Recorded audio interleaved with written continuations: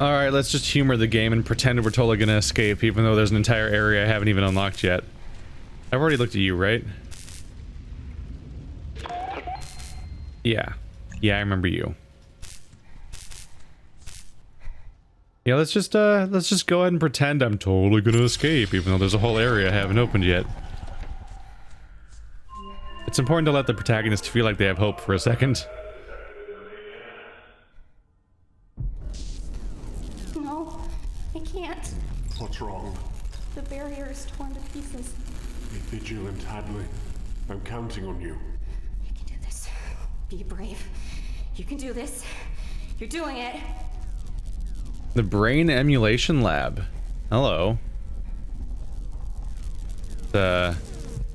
Careful here. Let's make sure we save before I go running up into where I'm imagining this is a death scene. There's an emulation lab over there. We're probably gonna go through there. I'm sure this will be great. Oh, come on. Lights going out.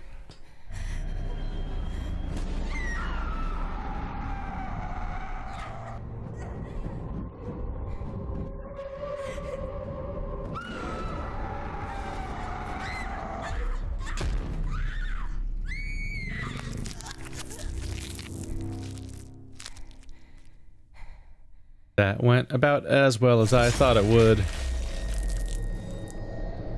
Yeah, we gotta deal with the whole monster thing. It's dangerous. That was a hell of a move, though. She, like, back rolled over the cliff. I'm like, you're taking this whole being a pregnant woman thing pretty well, aren't you? Yeah, that was, you don't go that way. There's a monster over there.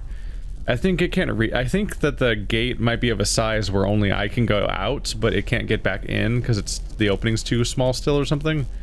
I don't know.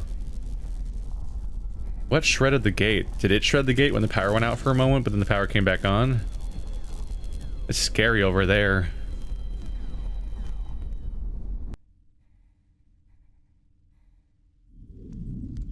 Whoa, a live person. My dearest little girl, my sweet creature, you're alive.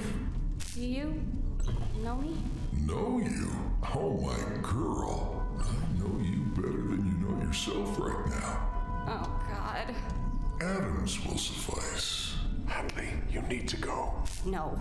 And how is the masterpiece inside of you? Healthy, I hope. Growing quickly now, I'm sure. It's nearly time. What do you mean? Our baby, Hadley.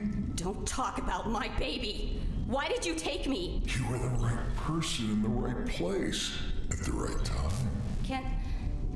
Can you help me get out of here? Trust him. Out of here? Don't worry about getting out. Security will be here soon. They'll set this all right. Just come. Wait here. This is the safest room in the facility. Here. Closer to me. I don't think so. Yeah, no, I don't think we survive the extraction process. If they wanted me safe, they wouldn't have been in the fucking uterus ripper. Yeah.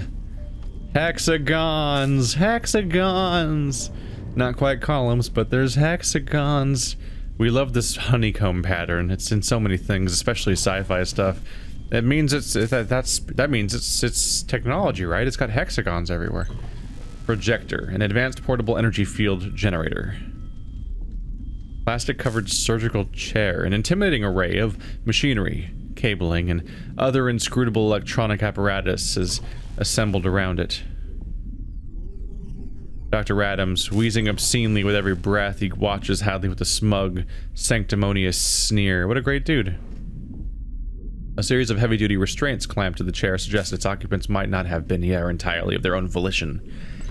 Yeah, I've probably been in this room before. The plasma ionizes the air and forms an impenetrable hexagonal barrier of entry. Red hologram. Small plumes of holographic particles rotate slowly. They indicate that the door is locked. Ooh. Lacerated floor panels. The damage has exposed a section of the maintenance system. What can I do with that? Ooh. Oh, a fire suppression cylinder. I know where to take that. Samantha, a grotesque violation of genetics, but she is locked away. Joseph managed to lure her behind the loading fence. Quite the action hero, our Joseph. He did die rather spectacularly. The fence has been ripped open, and your experiment is going to tear us all to pieces. No. All three of us will be safe very soon. Then we can carry on where we left off. I said don't talk about my baby. So Joseph's also dead. Most people are probably dead. It seems like the entire reason she got out was because the jealous daughter wanted to kill the mother-in-law. And so, or the stepmother. And so now everyone's basically dead. And Joseph lured it out past the fence to save people and died in the process. Maybe he was slightly less shitty than some of the other people if he did something like that. He did sleep with somebody for money, but he maybe didn't actively take part in the kind of shit that everyone else has been doing here. But he probably was aware of it, so let's not make excuses. The private journal. Nope, you can't. There we go. Couldn't click on it. I'm afraid that most of that information may be a little above your head. I'm tempted to stick around just to see this place burn. Rather full of himself, isn't he? Dr. Simon Adams, February 14th. The day of love. Not that it means much to a senescent bachelor like me, but... Oh, an old man can dream, can he not? For old men have nothing but dreams to keep them awake in the sleepy, languorous twilight of their years. One might suppose that a dream of love is a salve on this chap's unrealized passion, his grief, his regret. My work in the facility is a different matter entirely, however. Cayne has already been delivered to us in stasis, and I still haven't succeeded in even a single subject. A most exasperating problem indeed. Not least as this would be only the start of my own ambitions, my own renaissance. Dr. Milan's research has demonstrated that consciousness is nothing more than a program, a set of equations and instructions and conditional arguments. It can be replicated and it can be transplanted, but much like the body's immune response may reject a transplanted limb, so the body's most basic neural encoding, its inherent sense of self, or what Freud called the id, may also reject a transplanted consciousness. The question is how to suppress that encoding, how to suppress, perhaps, the human soul itself. And instead of looking for an answer, instead of solving the predicament of human mortality, I am dreaming of Joseph Bueno eating me. It's rather arousing. Alright, somebody's into 4. March 4th. Now here's an intriguing coincidence. I have discovered that a recent, but otherwise bureaucratically insignificant employee in the facility is related to Cayne. A genealogy is tenuous, but definitively established. Could a genetic component be the solution to our problem? Acquisition could be precarious, but a man finds luck when opportunity and preparation meet. And this man could use a bit of luck. So I have an opportunity, but now to prepare. April 2nd. Hank is mostly my fault. I'm afraid of the calendar, I told him this morning. Why? He asked. Because its days are numbered, I replied. And then I had to explain the joke, because Hank is not exactly the most socially sophisticated boy. He's not exactly the most ordinary boy. I should have disposed of him with his host, I know, but I'm maudlin, and besides, I'd always wanted a child. I'd always wanted to be a dad. I named him after my own late father, a man I confess I despise for reasons too numerous and humiliating to disclose here, but my colleagues in the lab call him the Hobo. I should probably be insulted on his behalf, but I'm not sure I blame them. He might be a kind of ersatz son, but he is undeniably peculiar. Much like me, since adolescence, I've been fascinated, no, consumed by the prospect of incorporation, of two people merging, absorbing and coalescing with each other, and becoming one. It's obviously been a tremendous motivation for my ongoing research at the facility, but it's also profoundly personal. If I could transplant an adult's consciousness within an infant subject, it must be possible with some recalibration, no doubt, but fundamentally not a dissimilar process in theory, to transplant an adult's consciousness with another adult. It would certainly preclude the vulgar taboo, grisly mess, and dubiously esoteric prospects of old-fashioned cannibalism, anyway. And Joseph is the sort of man I'd always wished I could be. Elegant, charismatic, generously endowed. I'm assume he's generously endowed. You just make those wild guesses? I don't think you can just guess that kind of thing. That doesn't really work that way. Bit of a surprise every time. It's like a fun. God, what's it called? I was gonna say, I guess, Happy Meal. I was thinking like I'm trying to think of like a children like surprise package thing. I guess a Kinder Egg. Like, whatever. May 23rd. Kieran's project is absurd. The regrowth of organs is only a temporary solution to the permanent problem of inevitable infirmity, and a most impractical one. Sooner or later, the body itself must be replaced. Whatever his pious pretensions and shrieks of heresy, he can worship Cayne all he wants, but science is, as they say, a non-profit organization. Oh my god. Oh my god, that pun. It makes me like him a little more. That's a problem. Cayne is a client, even if he does technically pay our salaries. Don't most clients pay your salaries? I guess they don't run your salaries, but they do pay your salaries because they're where the money comes from. That's what clients are. Our work here is not some occult apostolic devotion. It is legitimate. It may be, if maybe not entirely ethical, I'll concede. Medical research for the future prosperity of humanity. Or the future prosperity of our facility, in Ralph's case. Ha. We're all about maximizing efficiency over here, and we didn't need a health and fitness officer when everybody who works in this lab is already a medical professional. July 10th.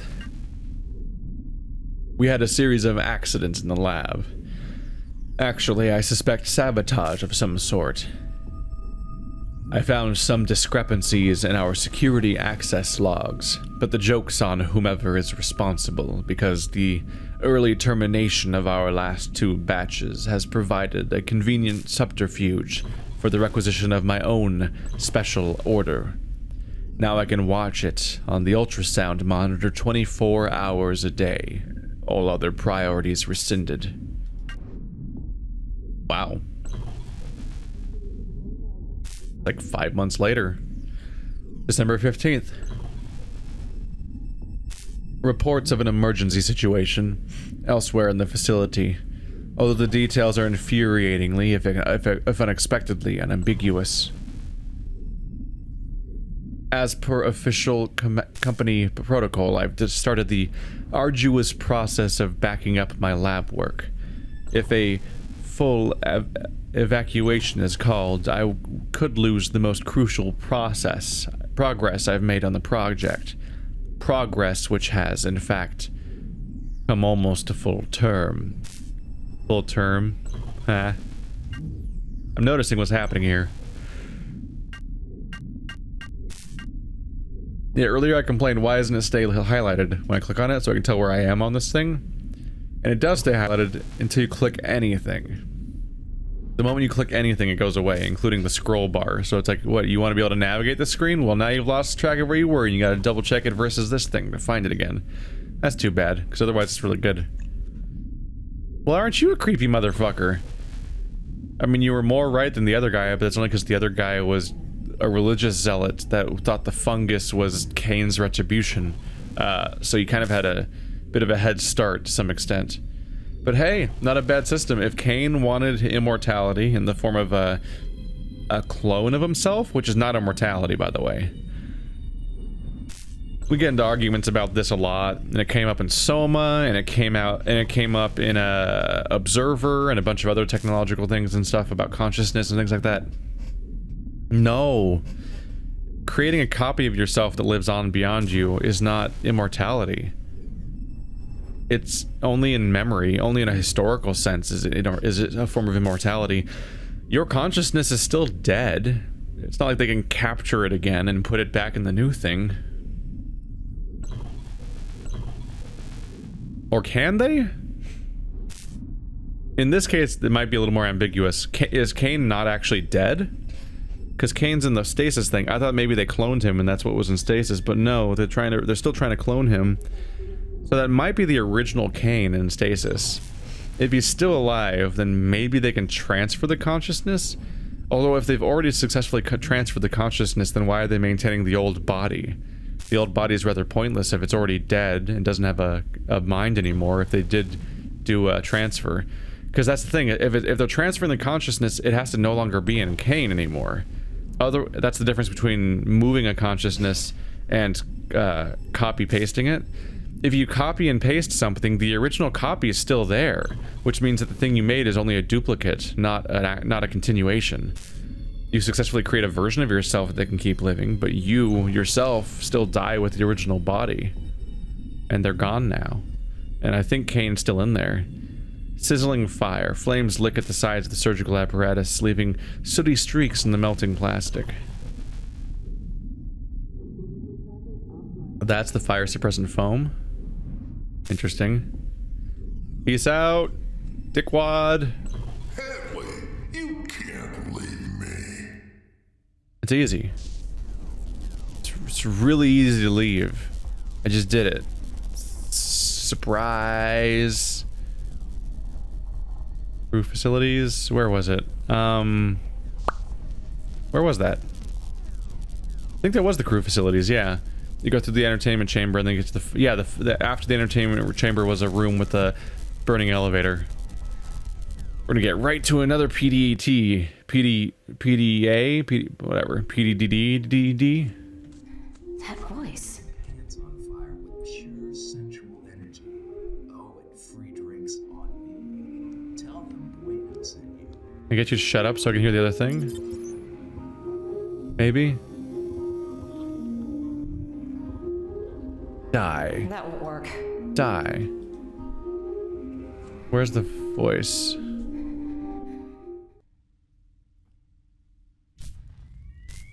I mean, it may or may not be interactive anyway. You're a little late on that. The thing's been out for a while. Can you... Whoa! Excellent. And I totally knew it was going to do that. It's a fire suppressant system. What did you think it did? Wait, did it not? Did we not do it? Did we not fix it?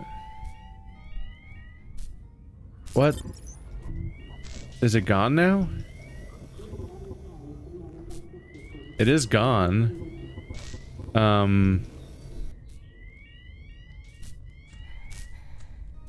Nothing. I think that's what scares me. The idea that when we die, there's just nothing. It's not nothing. Sounds like you have a life most are envious of. You have kids, right? A real family. Like people know you exist. Real life. Some of us never got off the starting line. You will have a family soon. When I die, I want to leave something behind. You have that. I have student debt and a goldfish. Your legacy is the child inside of you. This baby deserves more than what I could ever give. deserves to be part of something. Something bigger than me. A family, a home, a future.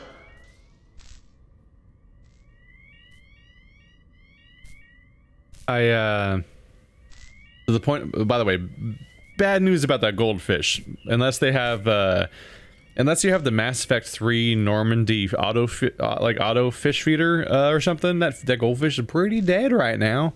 I think you've been gone for a while, you know, a whole pregnancy. So the confusion there is I was trying to click up there. I'm like, okay, the fire is gone. You can just go up there now, right? You have to specifically click on the debris as an interactive object, and she'll climb it like a ladder.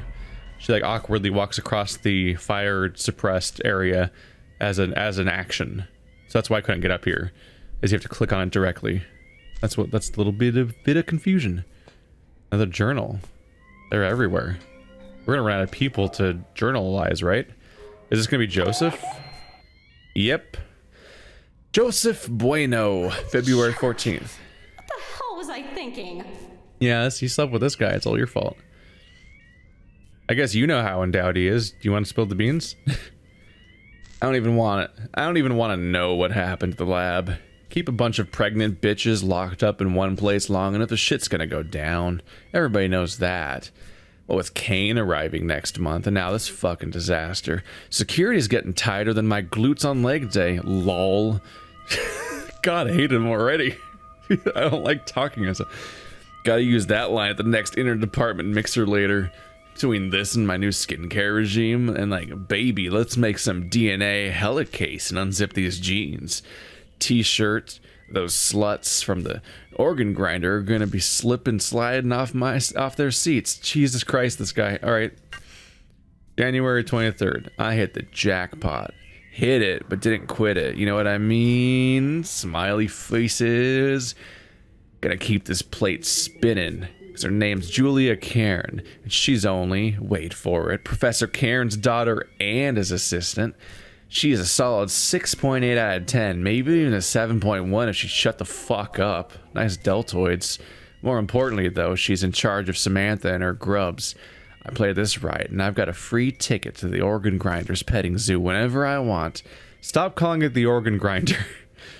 More like heavy petting zoo. Major threesome potential? Lol. Maybe. But seriously, this is just like what you've been waiting for, brosif. I might even get a cop of feel off Samantha.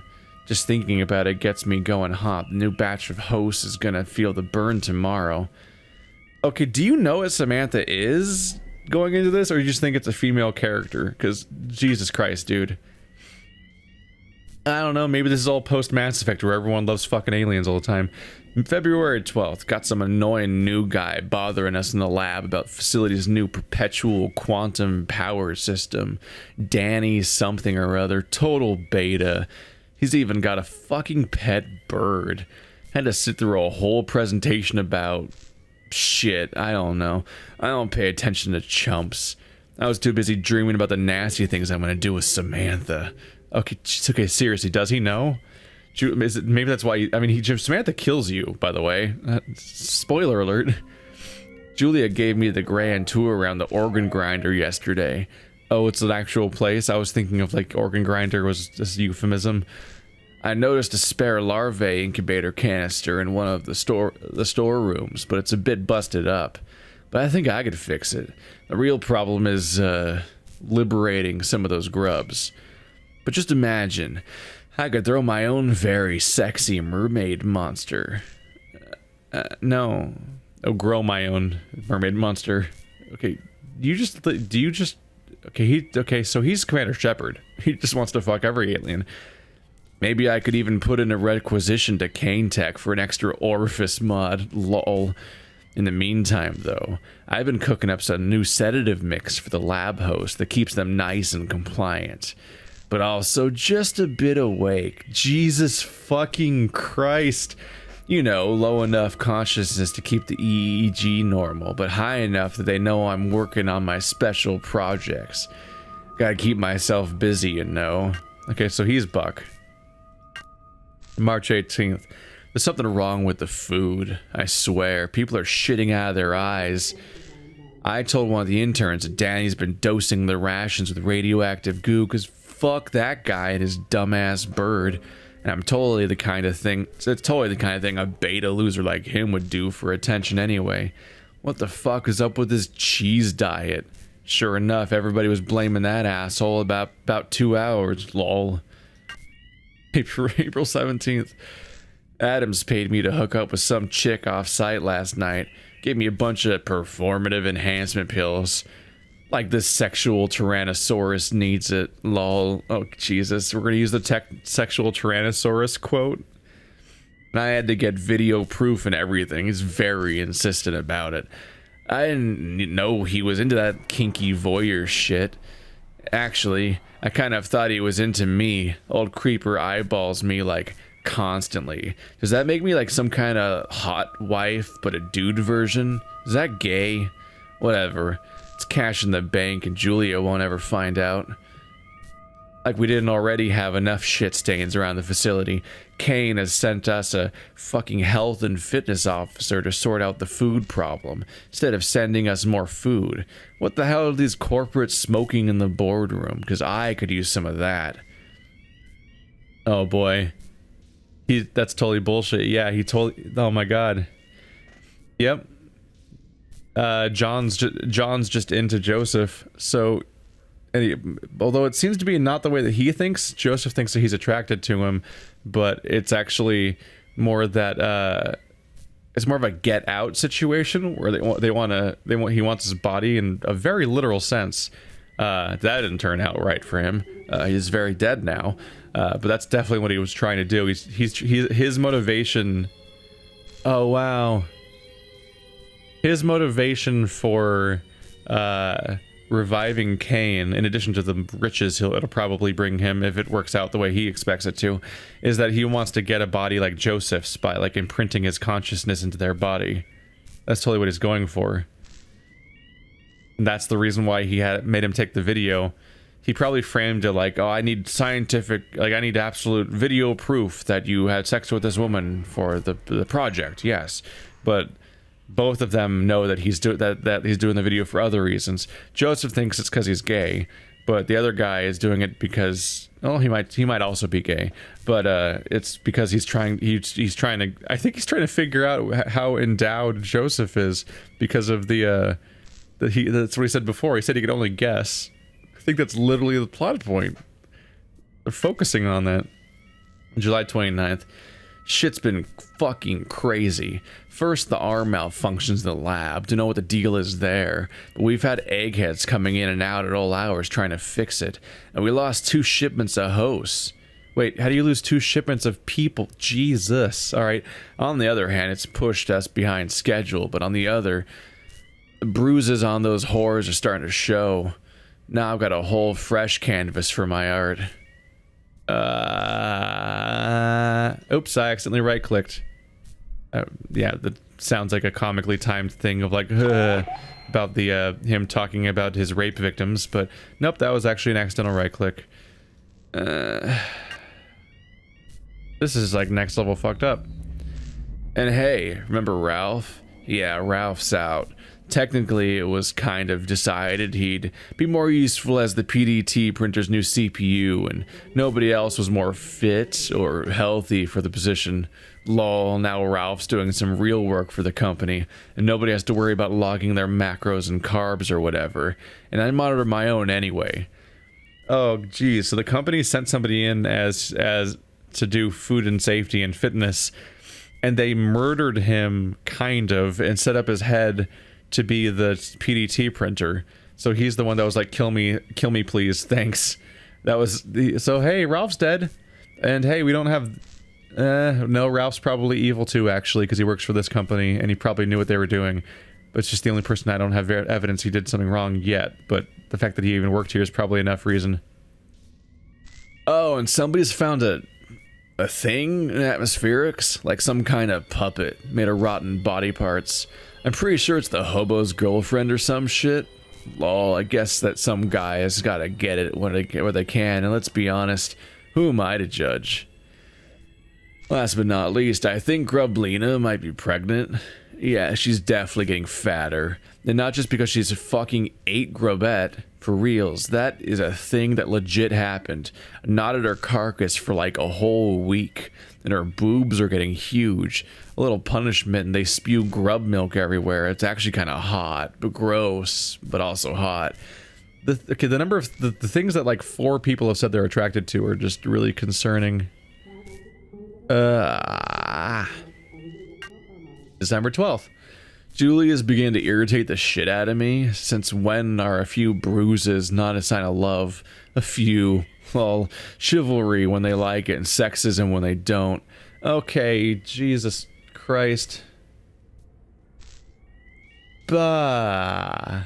They really just went all in on this one, right? Like, just the most reprehensible person. I really need to stop saying that maybe that's the one person that's a little less fucked up than everybody else, because he died seemingly helping out, but like I'm like, Jesus Christ, man. Dude, I am totally the new resident DJ in the crew lounge. The sexy tunes are making the bitches hot for a brosif meetup. Get it? Yeah, we get it, bro. I put a playlist on repeat in the vintage boombox. Pussy magnet. December 19th. Some kind of emergency drill with the elevator. Don't know what that's about, but serious. Ugh. Somebody's fucking screaming in the corridor. Gotta go, brah. That's how we close this one out. Good to know he's dead.